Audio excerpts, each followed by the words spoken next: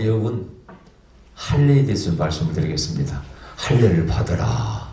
할례를 받아야 돼요? 안 받아야 돼요? 지금요? 네. 안 받아도 돼? 자, 오늘 가끔 보면은 어떤 사람은 구약의 어떤 의식들, 교리를 예를 들어서 11조를 바쳐야 된다. 신약에서는 안 바쳐도 된다. 이런 주장하는 사람이 있어요. 전에 말씀드렸죠? 그건 엉터리 없는 얘기라고. 그럼 할례는 왜 합니까? 안 합니까? 왜? 구약의 것인데. 이런 또 말을 할 수가 있습니다. 오늘 이 창세기 17장은 이제 하나님께서 아브라함과 더 구약을 구체화시키는, 계약을 구체화시키는 그런 말씀이 되겠습니다. 여러분, 저 창세기 이제 12장에서 아브라함을 부르지 않습니까? 그래서 야, 네가 내 명령을 잘 지켜주는 가면은 네가 복을 받아서 모든 민족이 네 후손을 통해서 복을 받는다. 자, 이 복은 보통 복이 아니에요. 너를 축복하는 자는 내가 저주해. 너를 축복하는 자는 내가 축복해. 너의 든든한 데가 후원자가 되겠다. 이런 약속을 맺죠. 근데 이걸 더 구체화시키는 겁니다. 계약을. 그래서 이 17장에서 이제 드디어 계약을 맺어요. 자, 근데 계약을 맺는데 하나님께서 요상한 요구를 하십니다. 너의 거시기에 양피를 베어라는 겁니다. 여러분, 할례가 뭡니까? 할례 의식은 우리가 흔히 말하는 생식기, 거시기에 양피를 베는 것입니다. 자, 양피를 베면은 무슨 일이 벌어져요?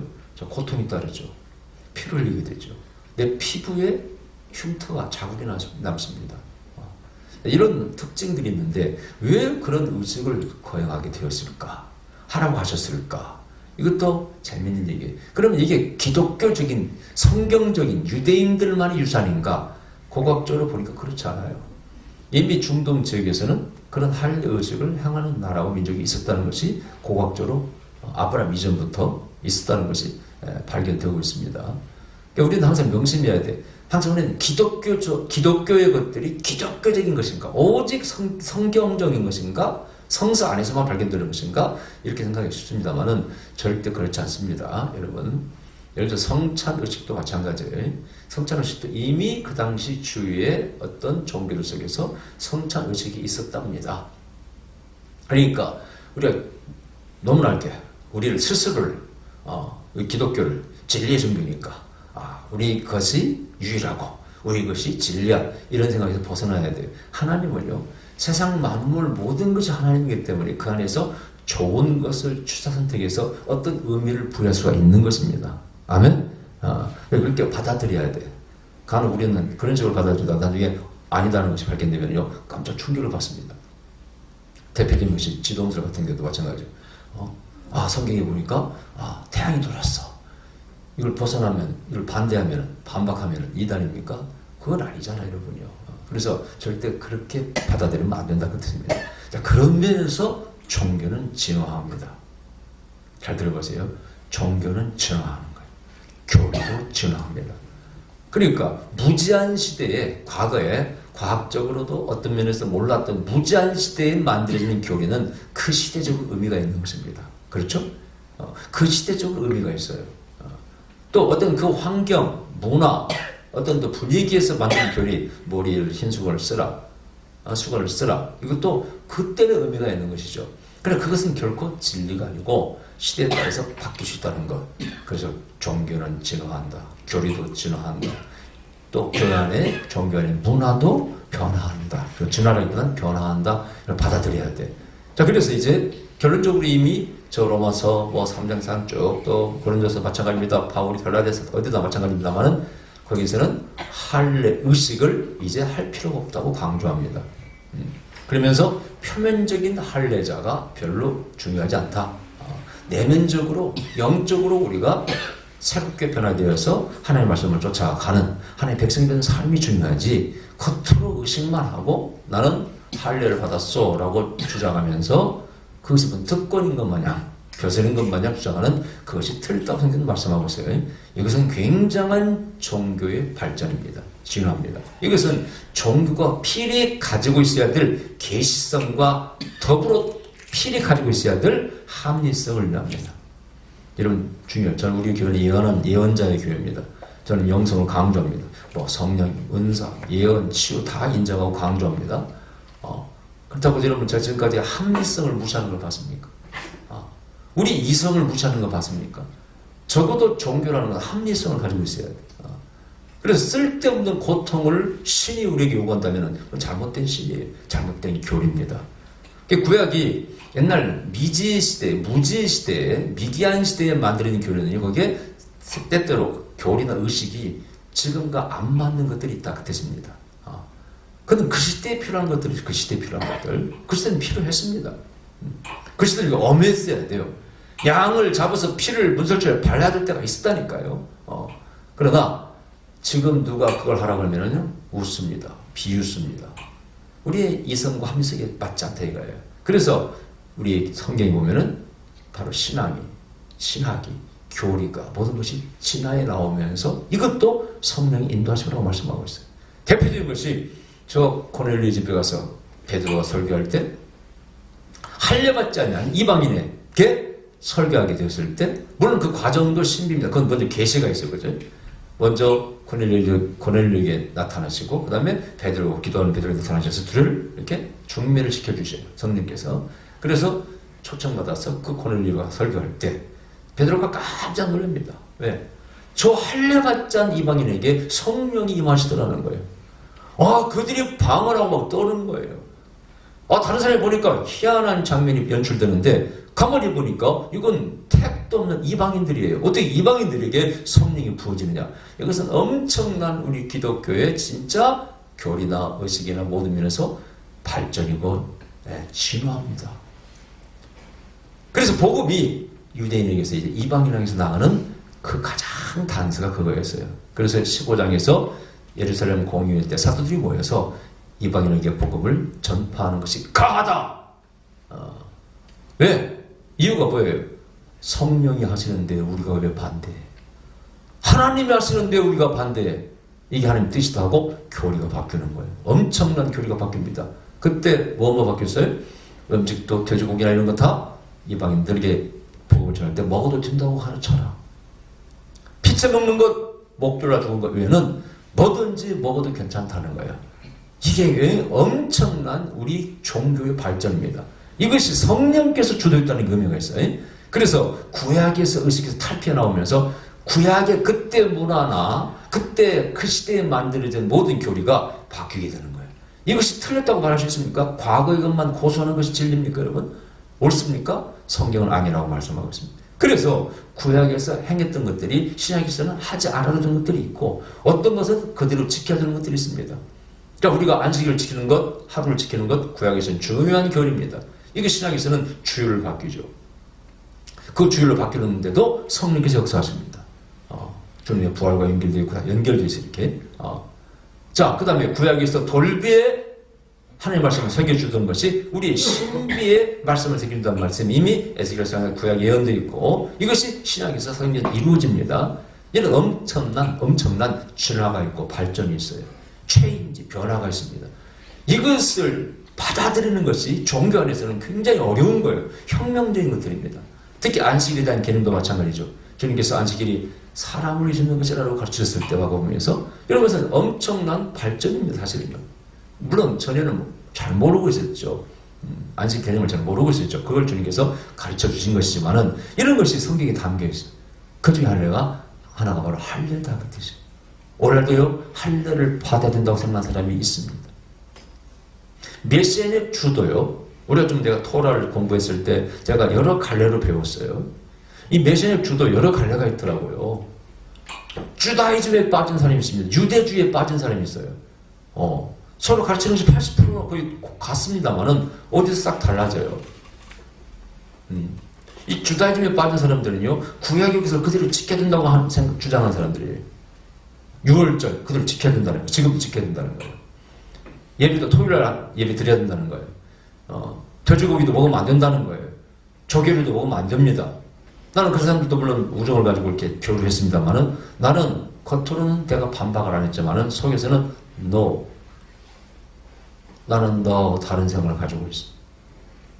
나는 이미 신약에서 바울을 만났고 사도행전 15장에서 어떻게 음식을 허락하게 됐는가를 이미 알고 있었고 여기에 성령께서 역사하셨고 이방인에게 복음이 전파되는 과정을 나는 성경에서 봤고, 어떻게 우리 구약의 교리가 진화하고 발전되어 나가고 변화되는 것을 봤기 때문에 나는 동의할 수 없어. 그래서 같이 교류하고 예수를 믿기 때문에, 하지만은 절대 그들을 따라가지 않습니다.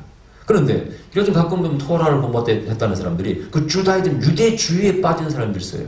심지어는 이번에 누구를 만났냐면은 제3의 성전을 세워야 된다. 성전을 세울 준비가 다 되어 있다. 이렇게 빠지는 사람을 봤어요.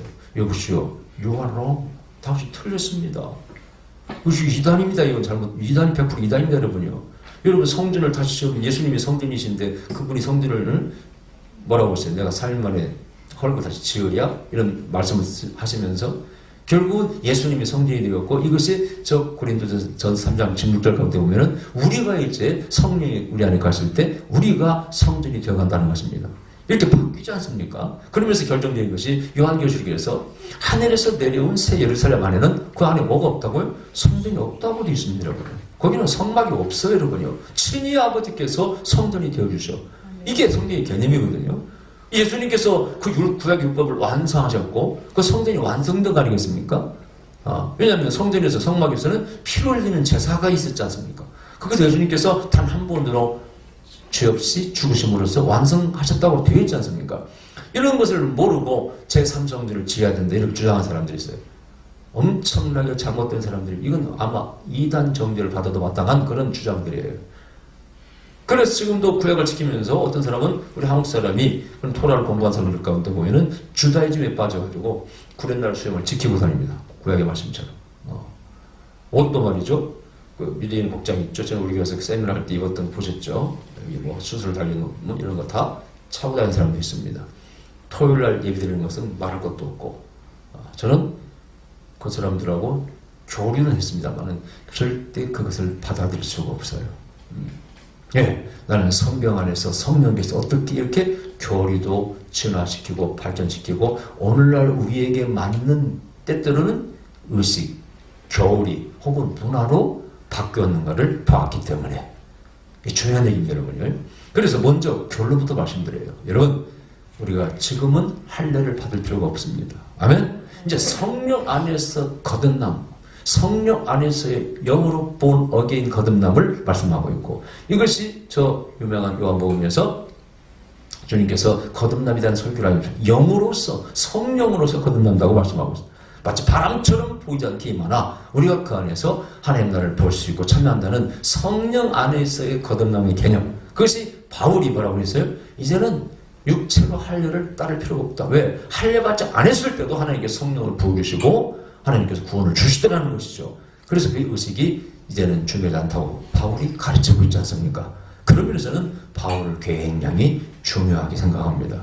항상 우리는 기독교 정통성에 있어서 예수 그리스도, 바울, 어거스틴, 칼빈, 루터 이렇게 흘러보지 않습니까? 근데 그때 그 바울이 위치가 너무너무 중요한 게, 이 성경 구약의 개혁의 변화에 누구보다 가장 강력하게 먼저 깨달음 받고 주장한 게 바울이에요.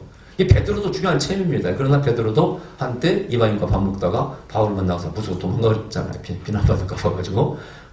그 사도, 수사도도 그런 행동을 보였는데, 그러나 바울은 당했습니다. 왜냐, 초대교회 당시에 이 할례당이라는 이단이 있었어요. 그들은 예수님을 믿긴 믿는데 할례를 받아야 된다, 할례 받지 않으면 이단이라고 막 공격하고 다니니까 초대교회가 혼란에 빠졌어요. 초대교회 이단 가운데 영지주의도 있었고요, 할례당이 있었습니다. 자, 근데 거기에 대해서 단호히 성경은 말씀하셨어요. 영지주의도 잘못된 거예요. 그 다음에 할례당도 잘못된 거야. 이렇게 정죄를 드렸어요. 먼저 말씀을 드립니다. 그럼 다시 본문으로 돌아가서 이 할례 의미가 뭘까? 자, 여기에 의미가 나와 있어요. 첫째, 10장 1절에 보니까 아브라함의 99세 때 여호와께서 아브라함에게 나타나서 그에게 이르시되 나는 전능한 하나님이라 너는 내 앞에서 행하여 완전하라. 아멘. 자, 99세에 아브라함과 계약을 맺으세요. 제 출애굽기 19장에서도 이스라엘 민족과 국가 종교로서 계약을 맺으시는데, 여기서는 개인과 계약을 맺으시는 거예요. 그러면서 너는 내 백성이 되려면은 너는 완전하라, 행함에 완전하라. 이것이 바로 거듭남을 갖게 말하는 것입니다. 네가 내 백성이 되고 내 자녀가 되었느냐? 뭘로써 네가 내 백성이고 자녀가 되었느냐? 어떻게 알 수 있냐 이거야. 이게 의식으로는 할례요. 그 다음에 보여주는 삶에서는 거룩하라, 구별되라, 세상의 풍속, 세상의 모든 죄로부터는 떠나와야 된다. 그것이 상징인 것이 갈대아우를 떠나오는 것입니다. 할렐루야. 이 중요한 개념이에요. 이 할례의 가장 중요한 것은 하나님과의 바로 결연이 맺어지는 건데, 하나님과 백성으로서, 하나님과 자녀로서 맺어지는 건데, 그 나타난 것이 뭐냐? 삶이 변화되는 것이라는 거예요. 할렐루야. 여러분, 하나님을 믿는 것이 가장 중요한 것은 뭐라고요? 우리의 삶이 변화되는 것입니다. 의식을 행하는 것이 아니에요. 오늘날도 우리가요, 그런 바리새파주의 사람들이 있습니다. 주일날 와서 11조 드리고 할렐루야, 할렐루야 거룩하게 예배드리면 나는 나의 할 일을 다 했다고 생각하는 것입니다. 이것이 바로 100% 율법주의, 바로 의식주의입니다. 종교가 의식주의로 그러면 안 되는 거예요. 여기서 말씀하고 있어요. 너의 행하는 데 있어서 완전하라. 할렐루야. 여러분, 주님께서 말씀하시기를 또 바울도 말했고 하나님 구약에서 뭐라고요? 내가 거룩하니 너희도 거룩하라. 구별되라. 그러면서 그 미개한 의식, 미개한 정신, 미개한 당시 문화, 문명, 학문 모든 것에서 하나님께서 아브라함을 불러내는 것입니다. 이 중요한 얘기예요, 여러분요. 거기에 가장 중요한 점은 바로 우상을 타파하는 것입니다. 우상을 제거하는 것입니다. 또 잘못된 의식 생각도 버리는 거예요. 그게 또 유월절의 의미, 무길의 의미라고 있어요. 애굽의 잔재를 버리는 것. 그래서 그 이스트를 석자는 맛자를 마른 빵을 먹는 것이 바로 오염된 것들을 제거하고 나기를 거룩하게 하는 것이라고 말씀드렸어요. 이게 의식 가운데 정말 중요하다는 거예요. 첫 번째가 바로 완전하라. 할렐루야. 아멘. 자, 이 정신을 가지고 살아야 돼. 두 번째는, 자, 여기 보니까 7절에 내가 내 언약을 너와 내 대대 후손의 사이에 적어서 영원한 언약을 삼고 너와 내 후손의 하나님이 되리라. 자, 이 계약은 단일성이 아니라는 겁니다. 네 후손과도 계약이 계속 내려가야 된다는 거예요. 제가 말씀드렸죠. 저 출애굽기 19장에서 이스라엘 민족이 그 시내산에 서 있는, 하나님 앞에 서 있는 백성들, 그 시내산 계약을 가리켜 말하기를 우리 조상이나 우리들이나 우리 후손들 모두는 그때 거기에 있었다. 이런 표현을 쓴다고 그랬죠. 그것은 바로 모세와 그 당시 이스라엘 민족과 하나님과의 계약이 우리에게도 유효하다고 됐습니다. 이것을 너무 강조하니까 한번 우리가 아브라함의 후손이면은 계속 우리는 아브라함의 후손이 될 수 있다고 저는 믿었습니다. 나중에 이것을 바울은 뭐락합니다. 아니라는 거예요. 너희가 아브라함 후손이라고 아브라함의 후손? 하나님이 언약 가운데 있다고? 천만의 말씀. 아까 표면적 유대인은 이제 아무것도 아니라는 거예요. 내면적 유대인이 진짜 유대인. 아멘? 뭐냐? 우리 마음의 믿음이, 그 결단이, 우리의 삶이 하나님을 지향하고 따라가고 순종해야지 겉에 의식만 추렸다고 해서 절대 그 사람이 크리스찬이라 하나님 자녀라고 말할 수 없다는 겁니다. 그죠? 네. 근데 여기서 중요한 것은 어쨌든 내려가기를 바래. 이것이 결국은 왜? 메시아를 잉태해야 돼. 너희 후손 가운데 내 아들이 나와야 돼. 태어나야 돼. 그러니까 내려가야 돼. 그래서 제가 전에 말씀드렸죠. 왜 거시기에다가 할례를 행하냐 이거예요. 그것은 이 베리트라는 계약이라는 히브리 개념이 엄중함이 있는데 그 엄중이 뭐라고요? 첫째는 생명을 죽이는 거예요. 그만큼 엄중하는 거예요. 계약을 엄중하기 위해서 한 생물이, 동물이 죽어가 나가는 거예요. 피를 흘리면서. 왜? 피에는 생명이 있기 때문에. 또 하나는 뭡니까? 그때 피를 흘리고 표피를 자릅니다. 이 표피를 자르고. 이 자르는 부분은요, 사실은 더러운 부분이에요, 여러분. 더 엄밀히 분석하면 더러운 부분입니다. 자, 여러분, 왜 지금도 그 할례를 행합니까? 왜? 건강이 좋으라고. 조사에 하면은 유대 여인들은 자궁 경부암이 이방 여인들, 다른 사람들보다 발생할 확률이 약 6% 몇 프로인가 이렇게 적다 그래요. 왜? 모든 유대인은 할례를 받기 때문에 거기에 불순물이 없기 때문에 그렇다고 그래요. 근데 어떤 안 좋은 것을 버려야 돼. 떼어내버려야 돼. 이것이 바로 계약의 의미예요. 제가 말씀드렸죠. 무교병을 먹을 때는 뭐라고요? 효모가 들어있지는 맛자를 먹는다고. 그럼 불결함을 제거하는 겁니다. 지금도 유월절 주식 때 6월절 다가오면 유대인들은 집안을 깨끗이 청소한다고 그랬죠. 다 닦아내고 조금이라도 그 효모 이스트 곰팡이 있으면 안 됩니다. 제거한다고 그랬죠. 하나님의 계획 가운데는 항상 정결함이 중요한데 그 더러운 부분을 잘라내는 것입니다. 이것이 계속 구약에 유효합니다. 하나님께서 우리가 하나님께 가까이 나아갈 때, 예를 베델로 올라가자. 그러면 여인을 금하고 더러운 것을 제거하고 목욕 제기하고 심지어 우상들, 귀골이 다 제거하고 이런 장면이 나옵니다. 그래서 하나님과의 계획에서는 가장 중요한 것이 우리가 정결케 되는 것이고 더러운 것을 제거하는 것입니다. 그때 피를 흘리게 되는 거예요. 근데 거기 쓰기도 하는 이유는 뭐라고요? 매일매일 그것을 하루에 6번 이상 건강한 사람 보기 때문에 나와의 계약을 상기하라. remind, 늘 기억하라는 것입니다. 기억해야 지키기 때문에 거기다 그렇게 칼로 자르고 피를 흘려서 흉터를 보게 하고 보게 한다. 그때 말씀드렸어요. 또 하나 뭐라고 그랬어요? 자, 거기서 seed, 후손 씨앗이 나기 때문에 이 계약은 너와 나와의 계약이 아니라 자손 대대로와의 계약이라는 겁니다. 그래서 계약 백성이 계약 민족이 되는 것입니다. 그런 의미를 닮았어. 또 하나가 이게 뭐냐? 제가 잠깐 기도했어. 하나님, 제가 알고 있는 상식은 이렇습니다. 그게 바로 매일매일 보는 것이요, 계약의 의미를 잘라내는 것이고 엄중하며 또 뭐 자손 대대로 계약이 유효하기 위해서 그런 의미를 담아서 그렇게 다 가르쳤지 않습니까? 지금까지 기도했더니 성령께서 말씀하셨어요. 그건 고통을 의미하는 것이다. 고통을 의미하는 것이랍니다. 그때 제가 딱 떠오르는 게 누가 떠오르었을까? 우리나라 영웅 가운데 손가락 하나 없는 분이 누구예요? 안중근 의사였다는 손가락이 처음에 하나 없는 그 그림들을 차에 붙여다니는 사람을 봤어요. 난 처음에 보는지 몰랐어요. 저기 뭔지. 분이 손가락 하나 없는 사진을 그림으로 이렇게 차에다 붙이고 다니는 사람들이 있어요. 지금 생각하니까 참 외국자들인가 봐. 안중근 의사의 정신을 아마 닮아가려고 그런가 봐. 그 사람이 결의를 할 때 손가락 하나 자릅니다. 국가에 바치는 것이죠. 민족에 바치는 것이죠. 그래서 우리가 정말 엄청난 아니면 어떤 중요한 결의를 할 때는요, 꼭 어떤 사람은 단지 손가락 자르기도 하고요.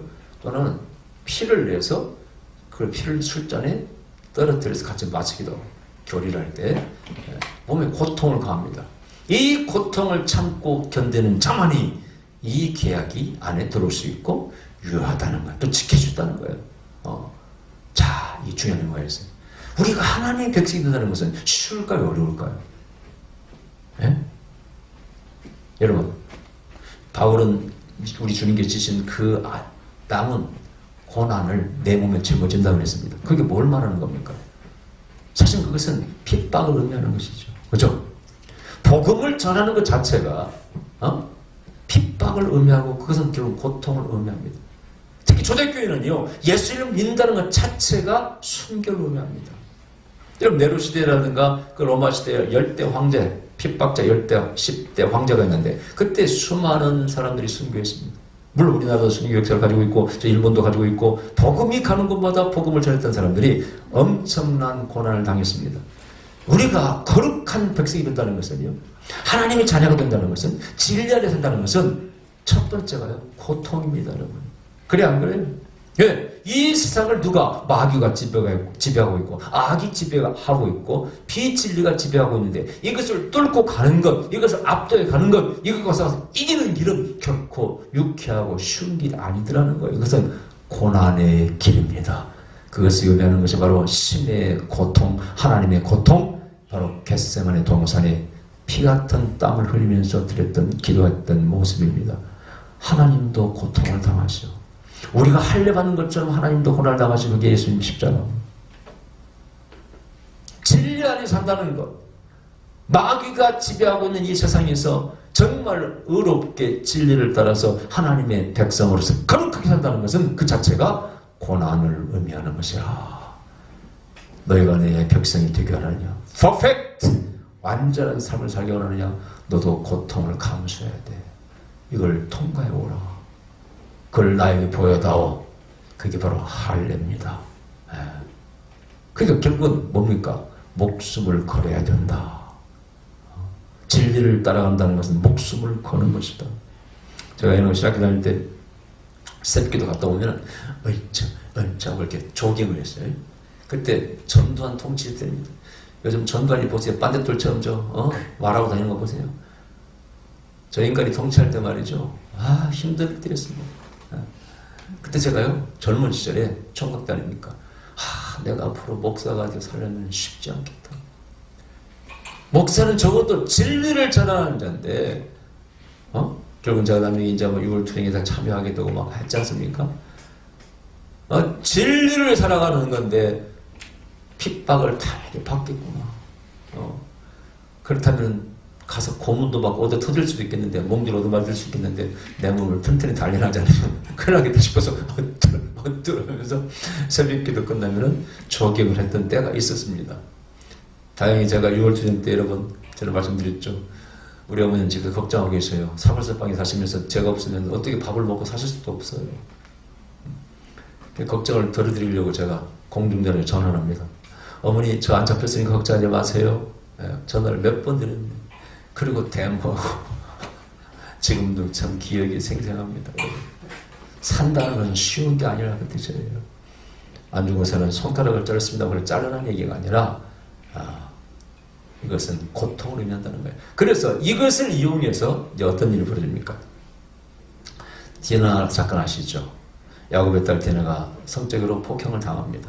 그때 그 세겜 사람들을 죽일 때 야곱의 아들들이 너 그러면은 우리 내 동생하고 결혼하려면은 할례를 해라. 그 할례를 다 백성까지 시킵니다. 오늘도 보니까 다 종들도 다 한다고 했잖아요. 할례를 해라 하고는 할례를 시키고 고통 가운데 있을 때 가서 다 성을 도륙을 내버립니다.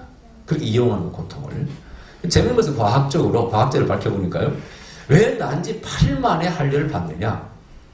과학적 조사해봤더니 그때가 피가 가장 잘 응고할 때랍니다. 뭐 비타민, 뭐 K인가 뭐하고 몇 가지가 영양소가 있는데 그 호르몬이 나와가지고 그때가 응고가 제일 잘 된대. 그런 의미가 있다고 그래요. 과학적으로. 그럼 그것이 정답은 아닐 것이고 성경에서 영적 의미가 있어요. 8은 일주일이 지난 다음에 하나님께서 창조를 안식까지 합하면 7일 만에 마치죠. 그리고 새롭게 시작하는 날이 8일, 월요일 8일째입니다. 그래서 바로 할례는 새로움을 의미하는 것입니다. 특히 성경에서는 born again, 거듭남은 뭘? 너희가 새로운 피조물이 된다는 말이겠습니까? 그래서 하나님의 계약 가운데 새롭게 살아가는 사람은 새로운 삶을 살아야 돼. 그죠? 그런 의미가 8이라는 숫자에 담겨 있는 것입니다. 아멘? 자, 그런데 이제 하나님께서 여기에 이제 18장에서 19장까지 보면 이제 어떤 일이 벌어지면 특히 18장에서 그렇게 주신다고 했던 아들을 이제 아브라함이 낳게 돼. 성경에서는 항상 하나님의 약속을 이행하시기 전에 먼저 확인하는 게 있어요. 네가 나와 계약 가운데 있느냐를 확인합니다. 대표적인 게 됩니까? 저 열왕기상 18장에서 갈멜산에서 불이 떨어질 때 먼저 12들을 취해서 계약을 확인합니다. 이 중요한 의미예요. 또 하나가 중요한 것은 여호수아 5장에 나옵니다만은 여리고성을 무너뜨릴 때 먼저 하나님께서 너희 자신을 성결케 하고 뭘? 할례를 행하라. 할례를 행하게 합니다. 이것이 계약이기 때문에 내가 너희들을 축복해야 될 의무가 계약이 깨지지 않았을 때만 유효하다는 겁니다. 이거 중요해요, 여러분요. 자, 여러분 이걸 신앙생활에 한번 적용해보시죠. 여러분들은 하나님과의 계약 가운데서 계약을 지키지 않아. 11주도 안 드려. 주일 예물도 안 드려. 성수도 안 해. 봉사도 안 해. 기도도 안 해. 하나님을 사랑한 자는 요한복음 10장 10번에 나오죠. 내 계명을 지키는 자라고 되어 있는데 너는 내 계명을 지키지 않으면서 내가 너를 축복해줄 의무가 뭐가 있어? 너는 안 지키는데. 이게 중요한 의미예요. 내가 너를 축복하려면 너도 계약을 지켜야 돼. 그러니까 다시 계약을 맺자. 우상 숭배함으로써 깨졌던 계약, 특히 갈멜산의 그 불이 떨어진 사건은 바로 아방 시절에 이세벨을 통해서 바알과 아사라 우상이 들어와서 그 우상을 섬기고 계약이 깨졌기 때문에 나는 너에게 절대 하늘문을 열 수가 없어. 불을 줄 수 없어. 12들을 취해서 계약을 맺고 그 다음에 기도, 제물을 내놓고 기도했을 때 불이 떨어집니다. 그죠? 이게 중요한 원리예요. 여러분이 하나님께 복받기 원합니까? 여러분 먼저 하나님의 계약의 백성이 돼야 돼. 계약의 자녀가 돼야 돼. 그리고 하나님께 달라고 기도해야지. 너는 아무것도 지키지 않으면서 나보고 지키라고? 이것은 잘못되었다 그 뜻이에요. 그래서 여기도 진짜 아들은 18장에서 낳습니다. 드디어 약속의 아들이 낳습니다만은 그 전에 할례를 행하게 합니다. 자, 중요한 건 피난편이란 말 들으시죠? 피난편. 자, 십보라가 모세에게 한 말이야. 당신은 피난편이요. 피난편. 블러드 스펜더라고 그래요. 피난편. 이분 뜻이에요. 어떤 사람 해석을 여러 가지로 하더라고. 물론 뭐 어떤 책에는 뭐 십보라가 찬양했다는 말도 있기 때문에 그런 뜻이 아니다. 정확한 답은 없어요. 그러나 그 단 하나가 우리 주는 즉각적인 의미는 뭡니까? 왼수예요. 왼수 인간아, 당신은. 왜? 죽이려고 했잖아. 모세를 하나님이. 근데 왜 모세를 죽이려고 했어? 이때가 바로 출애굽의 그 귀중한 막중한 삶을 감당하기 위해서 출발한 그때입니다. 모세야, 너도 지금 잘 들어. 네가 내 종이 되어서 내 거룩한 그 삶을 감당하려면은 야, 할례 받지 않으면 안 돼. 즉 계약이 먼저 있어야 돼. 내 가족 다 자식들 할례 받아야 돼. 응? 여호와께서 죽이려고 했다고 해서 모세를. 그래가지고 얼른 십보라가 그 잘라가지고 던졌다고 돼 있어요. 그러니까 모세가 죽지 않았다고 돼 있어요. 그 위기를 겪은 십보라가 모세를 원망하는 걸 사실은요. 당신은 피난편이라고. 이 더 이거 확대시켜서 우리 식으로 해석하면 아이고 어떻게 전 인간을 만나가지고 이런 일도 겪어야 돼. 뭐 그런 뜻이죠, 그죠? 어쨌든 중요한 얘기예요. 하나님과의 계약 가운데 들어가야 됩니다. 우리가 계약을 준수해야 됩니다. 아멘. 그래야 하나님도 하나님의 의무를 다하시고 블레싱 하나님의 축복이 우리에게 흐르는 것입니다. 할렐루야. 여러분 항상 어려울 때는 명심하십시오. 내가 하나님과의 계약을 잘 지키고 있는가. 그걸 지킬 때 하나님이 여러분을 반드시 복 주실 줄 믿습니다. 기도하십시다. 그것은 우리 감사드립니다.